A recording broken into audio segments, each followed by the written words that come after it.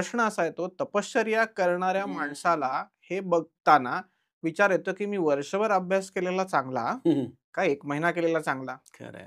म्हणजे मी नामजपाचं सानिध्य समजा केलं आणि 13 कोटी नामजप मी आज बसून समजा दीड महिना कंटिन्यूअस बसलो, तर आणि मी दररोज एकाच ठराविक संख्येने जप केला किंवा रामनाम घेतलं, तर त्याच्यात होणारा बदल. शेवटी मला माझं गोल पक्का आहे, हो, सक्सेस रेट बघायचा आहे. निश्चितच. मग जेव्हा हा प्रामुख्याने शाळकरी मुलांच्या मनामध्ये येणारा विचार हं, आणि आध्यात्मिक दृष्टीने त्याच प्रश्नाकडे बघणारा खरं आहे. विचार करताना याच्यामध्ये काय यामध्ये आता एक थोडासा श्रद्धेचा दृष्टिकोन मी तुम्हाला सांगतो, की जसं तुम्हाला एखाद्या व्यक्तीला अमुक ठिकाणी अमुक वाजता भेटायचं आहे आणि जर तुम्हाला उशीर झाला जायला, तर ती व्यक्ती वाट बघत उभी असते. नामस्मरण किंवा साधना, उपासना जर तुम्ही एका निश्चित वेळेला, एका निश्चित ठिकाणी करत असाल, तर तुमचं आराध्य दैवत तुमची तिथं वाट बघत ताटकळत उभं असतं.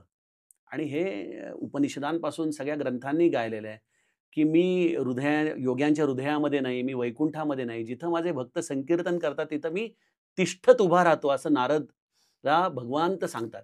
त्यामुळे नामस्मरणाच्या ठिकाणी भगवंत उभा असतो. त्यामुळे नित्यनेम आपण पाळावा. तो त्या ठिकाणी योग्य वेळेला जाऊन जर आपण जप केला, तर आपल्याला त्याच्या सान्निध्याची अनुभूती येते.